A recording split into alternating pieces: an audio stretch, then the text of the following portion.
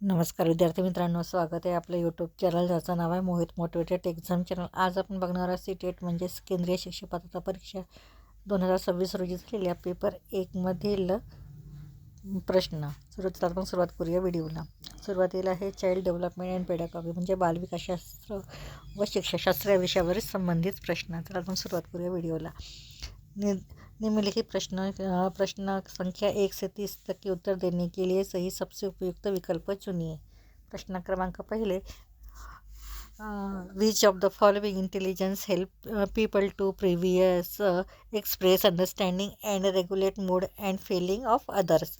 Options muscles, naturalist, interpersonal, logical, mathematical. निम्नलिखित में से कौन C बुद्धि लोगों को दूसरों को मनोभाव और भावनाओं को देखने, व्यक्त करने, समझने, नियंत्रित करने में मदद करती है. तर याचं योग्य उत्तर आहे पर्याय क्रमांक 3, आंतरवैयक्तिक. त्यानंतर प्रश्न क्रमांक 2, एक बच्चे का पहला अनुभव और साथ ही लड़की या लड़का होने का मतलब क्या है की अपेक्षा किससे आती है. पर्याय पडोस, परिवार, मीडिया, रिश्तेदार. तर याचं योग्य उत्तर आहे पर्याय क्रमांक 2, परिवार. त्यानंतर प्रश्न क्रमांक 3, रचनात्मक मूल्यांकन की एक आवश्यक विशेषता है. पर्याय शिक्षार्थी के लिए मूल्यांकन मापदंड का स्पष्टीकरण, वस्तुनिष्ठता प्राप्त करने के लिए मात्रात्मक साधनों पर ध्यान देना, शिक्षार्थियों को सापेक्ष पद की श्रेणियाँ प्रदान करना. तर याचे योग्य उत्तर आहे पर्याय क्रमांक 3, परीक्षार्थी को सापेक्ष पद की श्रेणियाँ प्रदान करना. त्यानंतर प्रश्न क्रमांक 4, डिस्ग्राफी इज म्हणजेच लेखन वैकल्प है. एक, शारीरिक अपंगता, अधिगणात्मक क्षमता, तांत्रिक विकार, वैयक्तिक विकार. तर याचे योग्य उत्तर आहे पर्याय क्रमांक 2, अधिगणात्मक अक्षमता. प्रश्न क्रमांक 5, एक शिक्षक को कक्षाओं को प्रतिभाशाली बच्चों की कमी जरूरतों को ध्यान में रखना चाहिए. पर्याय है संज्ञात्मक और सामाजिक, संज्ञात्मक सामाजिक और भावनात्मक, संज्ञात्मक और भावनिक. तर याचे योग्य उत्तर आहे पर्याय क्रमांक 2, संज्ञात्मक, सामाजिक और भावनिकात्मक. प्रश्न क्रमांक 6, सीखने की क्षमता वाले छात्रों को पढ़ने के लिए निम्नलिखित में से कौन से शैक्षणिक दृष्टिकोण के उदाहरण है.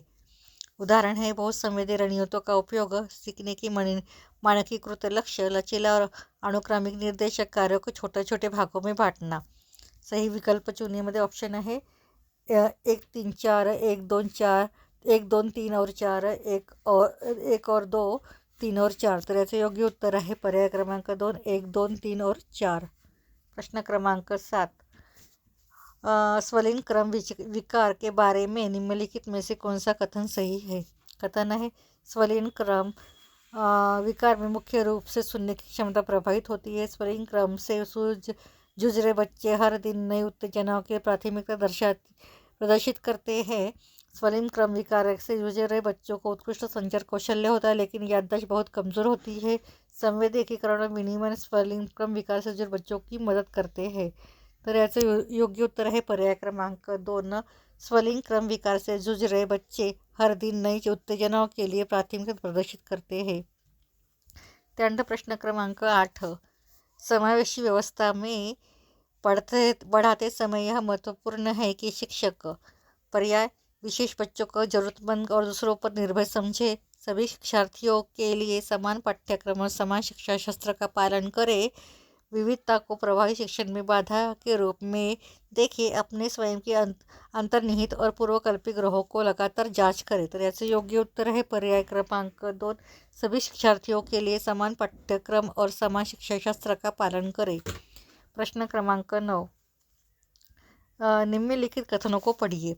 अभी कथन 1 है शिक्षकों को कक्षा में मुद्रण समृद्ध वातावरण बनाने के लिए विभिन्न प्रकार के बाल साहित्य शामिल करना चाहिए. कारण है साक्षरता सामग्री और साक्षरता अनुभवों के से समृद्ध कक्षा प्रभावी शिक्षण के केंद्रित है.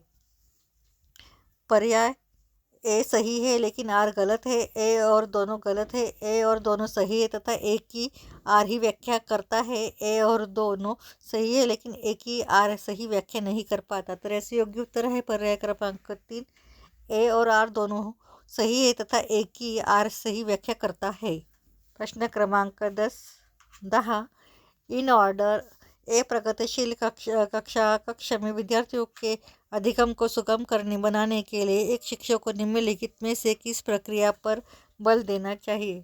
पर्याय: चिंतनशील सोच, आज्ञाकारी श्रवण, व्यवहार अनुकूलन, निष्क्रिय रूप से प्रतिकृति। व्यवहार अनुकरण याचे हे योग्य परिवार असणार आहे.